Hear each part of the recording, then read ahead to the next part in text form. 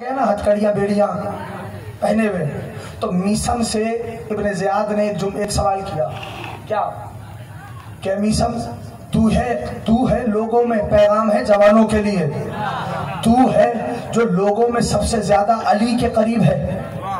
اب سنو جناب میسم کا جواب۔ میسم کے لبوں پہ مسکراہٹ آئی، مسکرا کے کہنے کہ میری کیا حیثیت کہ میں علی کے قریب ہو جاؤں۔ جس کو سمجھ میں آئے بولے گا بھائی، میری کیا حیثیت کہ میں علی کے قریب ہو جاؤں، یہ تو علی کی کریمی ہے، انہوں نے اپنے قریب رکھا ہوا ہے۔ میرے دوستوں، میرے عزیزوں، یاد رکھو، یاد رکھو، کریم کربلا نے، غریب زہرا نے، نواسہ رسول نے وقت آخر کہا تھا کہ اگر اب بھی میرے قتل سے بعد آ جاؤ تمہیں قرآن بتلاؤں گا، شریعت سکھلاؤں گا، حلال محمد بتلاؤں گا، حرام محمد بتلاؤں گا۔ کیا میرے علاوہ کوئی اور رسول کا نواسہ موجود ہے؟ تو سب نے کہا نہیں حسین۔ کہا پھر میرے قتل پہ آمادہ کیوں ہو؟ سب نے کہا بے بغض لبیک، حسین تیرے باپ کے بغض میں۔ اس مقام پہ غریب زہرا نے چہرے سے نقاب کو نوچا۔ دو جملے کہوں گا، چھوڑ دوں گا ممبر، ٹھیک ہے؟ لیکن گریہ ایسے کر لینا جیسے ضعیف ماں جوان بیٹے کو روتی ہے۔ ہائے کرنے والے سلامت رہیں۔ کسی نے ایک عالم سے سوال کیا تھا کہ آقا اتنا بتلائیے کہ نواسہ رسول کو کتنے زخم آئے؟ شرمانا نہیں رونے میں، کتنے زخم آئے؟ اگر دیکھ سکتے ہو تو میری طرف دیکھ لو۔ عالم فرمانے لگا کہ زخم اس کے گنے جاتے ہیں جس کے ایک زخم سے دوسرے زخم کے درمیان فاصلہ ہوتا ہے۔ ہائے کرنے والوں، مولا حسین تمہیں اپنے روزے کا دیدار نصیب فرمائے۔ کہا پھر بھی بتلا دیجئے۔ کہا بس اتنا یاد رکھو، جتنی قرآن کی آیتیں ہیں حسین کو اتنے زخم آئے ہیں۔ اجرکم اللہ، اجرکم اللہ۔ عزاداروں، تاریخ لکھتی ہے غریب زہرا جب تنہا رہ گئے حسین میدان میں آئے، حملے پہ حملے کیے، چار سم سے الحفیظ الامان کی آوازیں آ رہی تھی۔ حاطف کی ندا، یا ایتھا النفس المطمئنہ ارجعی الی ربک راضیۃ مرضیہ۔ نواسہ رسول نے تلوار کو میان میں ڈالا۔ اگر سوچ سکتے ہو تو بس سوچ لو، وہ جو بھاگی ہوئی فوجیں تھی نا وہ واپس آئی۔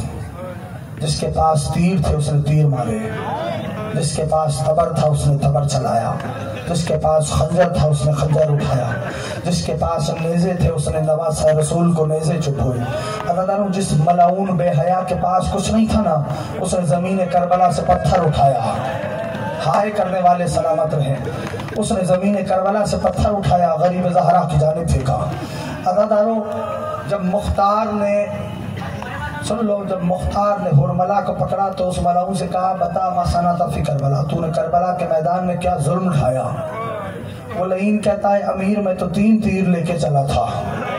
مختار نے کہا بتا وہ تینوں تیر کہاں کہاں چلائے؟ کہتا ہے امیر میں نے پہلا تیر اس وقت چلایا جب صدقائے سکینہ مشک بھر کے خیمے میں لے جا رہا تھا۔ اجرکم اللہ، اجرکم اللہ۔ مختار کا دربار رضا خانے میں بدل گیا۔ مختار نے کہا بتا بے حیا تو نے دوسرا تیر کہاں چلایا؟ وہ کہتا ہے امیر یہ نہ پوچھ۔ مختار کہتا ہے بول یا تعزیہ نہ اٹھاؤ۔ وہ لعین کہتا ہے امیر جب حسین اپنے 6 مہینے کے قرآن کو کربلا کے میدان میں، مختار نے کہا بتا تو نے تیسرا و آخری تیر کہاں چلایا؟ کہتا ہے امیر، پیر پکڑ کے مختار کے، امیر یہ نہ پوچھ۔ مختار تلوار اس کی گردن پہ رکھ کے کہتا ہے بول کہاں چلایا؟ کہتا ہے امیر جب نواسہ رسول یہاں تک تیروں میں چھپ گیا تھا۔ جس کو سمجھ میں آئے وہ رونے میں شرمائے نہیں۔ یہاں تک تیروں میں چھپ گیا تھا، میں نے حسین کی پیشانی کا نشانہ لیا، تیر کا حسین کی پیشانی پہ لگ رہا تھا، محمد کے نواسا گھوڑے پہ سمجھ نہ سکتا. اجرکم اللہ، اجرکم اللہ. عزیزانو کربلا ہو گئی، غریب زہرا کی شہادت ہو گئی. ایک بیمار بیٹا تھا، ہاتھوں میں ہتھکڑیاں تھیں، پیروں میں بیڑیاں تھیں، گلے میں توق تھا، بے قضاوہ اونٹوں پر علی و بدول کی پاک بیٹیاں تھیں. جس کو سمجھ میں آ رہا ہے آخری بات کر کے چھوڑ رہا ہوں. علی و بدول کی پاک بیٹیاں تھیں. بابا کے جنازے کے سامنے سے سجاد کو گزارا جاتا تھا. اجرکم اللہ. تیرے ہاتھ پسے گردن نہیں بندھے، تجھے ماتم سے کوئی نہیں روکتا. رونے کی اہمیت پوچھنی ہے، حسین کی 4 برس کی بیٹی سے پوچھو. جب روتی تھی تو مولا چپ کر آتا تھا، بہن نارو شمر تماچے مارے گا. رونے کی اہمیت پوچھنی ہے. میرے زمانے کے امام نے سلام کیا ہے، 4 برس کی بطول کو میرا سلام ہو، اس 4 برس کی شہزادی پر جس کے رخساروں کی رنگت کربلا سے کوفہ، کوفہ سے شام تبدیل ہوتی رہی. بس ایک جملہ سنو اور میں نے ممبر چھوڑ دیا. ہتھکڑیاں، بیڑیاں، توق میں میرا مولا تھا. بے قضاوہ خدائی نٹتی ہوئی آوازوں پر رحمت نازل فرمائے. بے قضاوہ اونٹوں پر علی و بطول کی بیٹیاں. ایک ضعیف شخص آ گیا، کہنے کا اے قیدی تو کون ہے؟ بس چھوڑا ہوں ممبر. اے قیدی تو کون ہے؟ میرے مولا نے، یہ وہ مقام ہے تاریخ مقتل کا کہ جہاں مولا نے جواب میں آیت پڑھی قرآن کی. کہتا اے قیدی تو کون ہے؟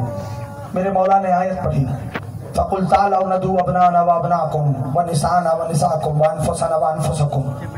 گھبرا کے کہنے لگا اے قیدی، یہ آیت تو پنجتن کے لیے آئی تھی، تجھے حق زہرا کا واسطہ بتلا تو کون ہے؟ جس کو سمجھ میں آ رہا ہے یہ وہ مورد تھا. میرے مولا نے دوسری آیت پڑھی انما یرید اللہ لیذھب عنکم الرجس اہل البیت ویطہرکم تطہیرا.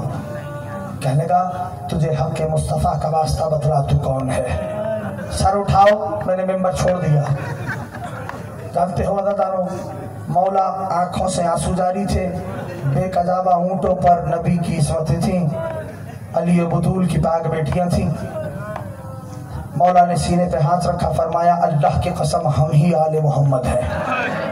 اس ضعیف نے جب سنا تو مولا کے قدموں پہ ہاتھ رکھا، رو کے کہنے لگا، اب اگر سمجھ جاؤ کوشش کرنا مجھے اڑیا لفظ نہ کہنے پڑے. رو کے کہنے لگا مولا اگر آپ آل محمد ہیں تو یہ بیویاں کون ہیں؟ ہائے کرنے والا سلامت رہے، ہائے کرنے والا سلامت رہے. یہ بیویاں کون ہیں؟ تیرا مولا رونے لگا. وہ ضعیف سمجھ گیا، ہاتھوں کو جوڑ کے کہتا ہے مولا مجھے بس اتنی اجازت دے دو فرزند رسول کہ میں آپ کی سواریوں کے سامنے لیٹ جاؤں.